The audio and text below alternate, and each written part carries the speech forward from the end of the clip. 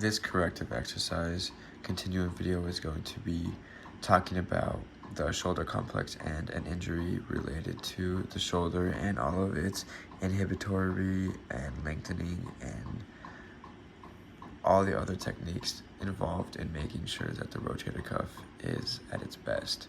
So there's a little bit of the anatomy of the shoulder joint.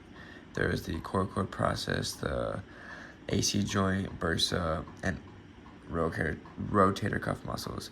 So the rotator cuff is consisted of four muscles: the supraspinatus, infraspinatus, teres minor, and subscapularis.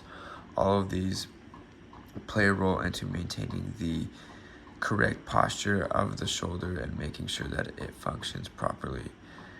So for our client, came in with a shoulder aching pain, which they were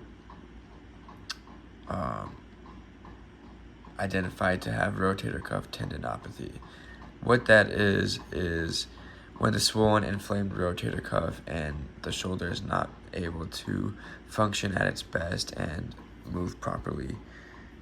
You can see the right one is the swollen one and the left one is the not swollen one, which is the normal one. So you can tell it is not normal, and the supraspinatus tendon is very swollen compared to the regular picture of it. So you can tell something's off. So in order for us to assess it, we can do a couple tests. One is going to be the standing postural analysis. You can tell that the shoulders, if they were to retract or protract, that they would go forward or away from the midline. The lumbopelvic hip complex would be either rotated anterior or posteriorly, and the head and cervical spine would not be in the midline. All of them would be either forward or backwards, just depending on the overactive or underactive muscles. The second one can be the overhead squat analysis. So you can see in the middle that if the hands are forward, the underactive muscles will be the lats, the rhomboids, the trapezius, and the overactive muscles would be the pectoralis major, minor, supraspinatus, and here's just an anterior view and a posterior view.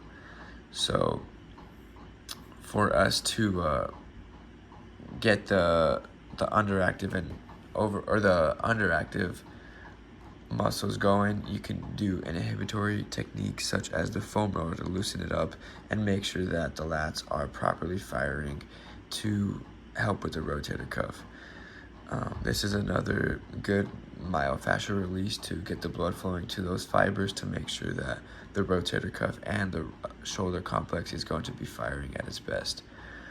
Some strengthening and lengthening techniques is going to be the internal and external rotator on a cable. So go in, out, and make sure that posterior delt is getting its work, which is mainly consisted of the rotator cuff. So once that gets strengthened, there'll be other progressive exercises that we can do, but this is to start it off and make sure that there is blood flow into the shoulder that will help make sure that the shoulder is firing in its proper way rather than just being inflamed all the time. Thank you very much.